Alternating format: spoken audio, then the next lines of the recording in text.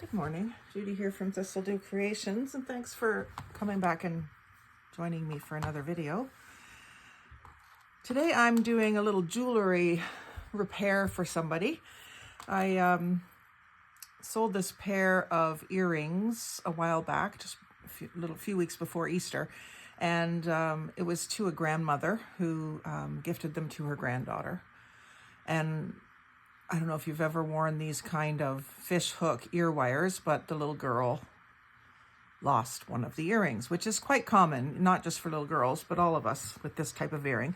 Now, I always supply the little rubber backers to go with them, but I think a lot of people don't wear them. I don't wear them myself. I usually just pinch the fish hook a little bit so it's not so easy to come out of your ear by accident.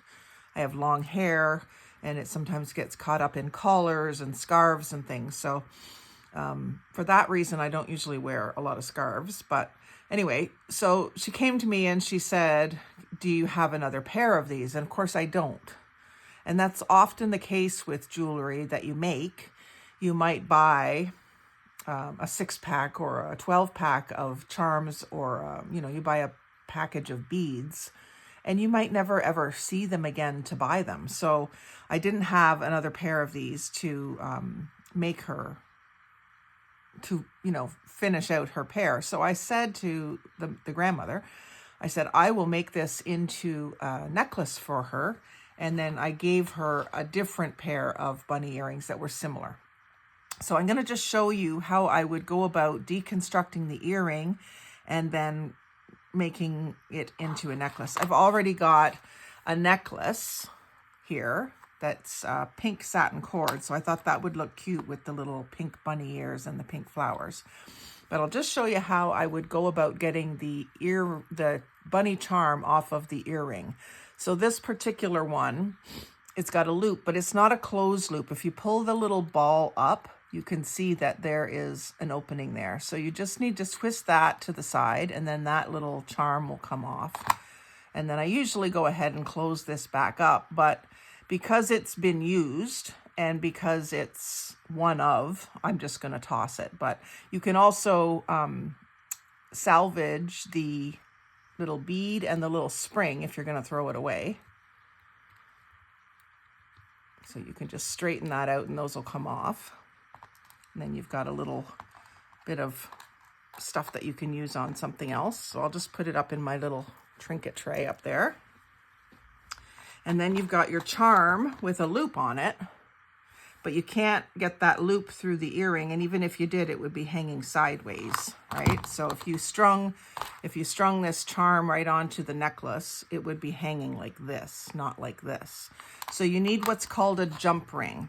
And I was gonna get a jump ring that's just brand new and never used, but then I thought, well, I want to show you how to open and close a jump ring properly. So I have this pair of earrings that's been hanging in my craft room. They've never been worn. They're brand new, but they have jump rings on them. So I thought I can take this apart just so I can show you how to do jump rings, because it's something that a lot of people struggle with. So you need what I use. You can use your fingers for the one side, but that's hard on the manicure.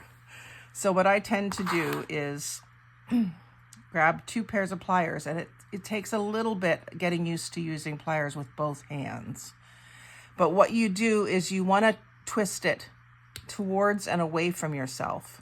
You do not want to pull it apart, because if you pull it apart, you'll never get it to close up and stay closed again.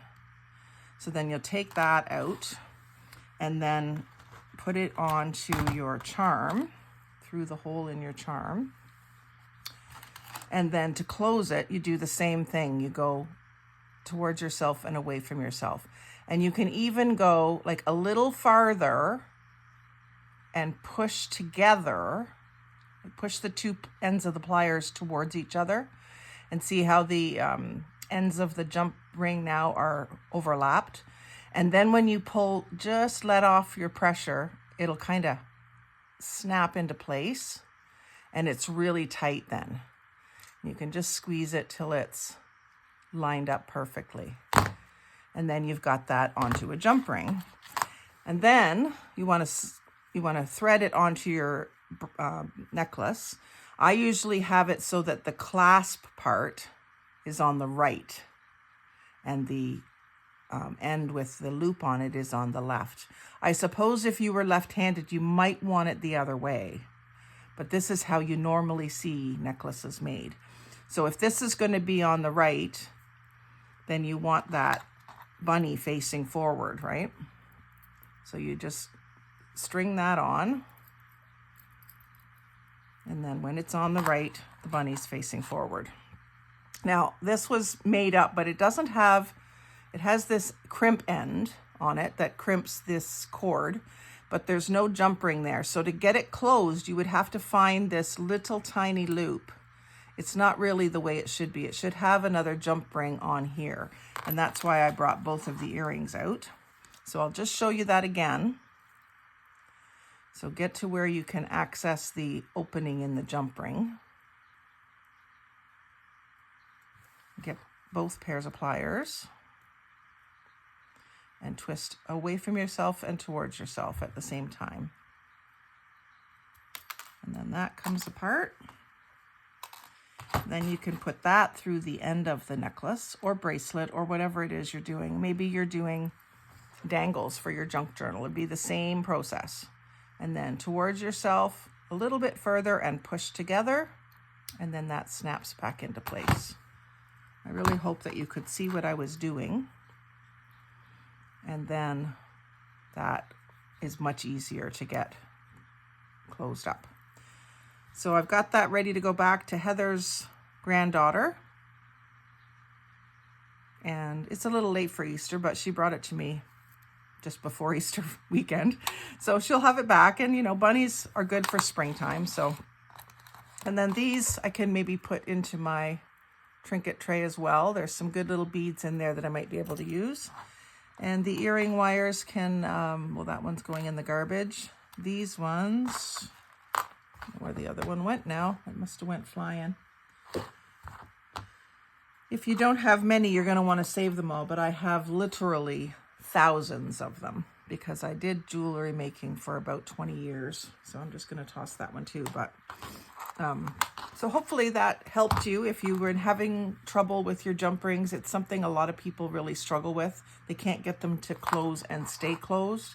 And it's probably because they're stretching them, grabbing it from both sides and pulling straight away from each other. And that just stretches the metals and it won't let it go back. So just a great little tip if you're trying to use some jewelry components in your junk journals. So thanks for watching. I hope this helped. Like, comment, share, and subscribe. Most of all, have a great day and happy crafting.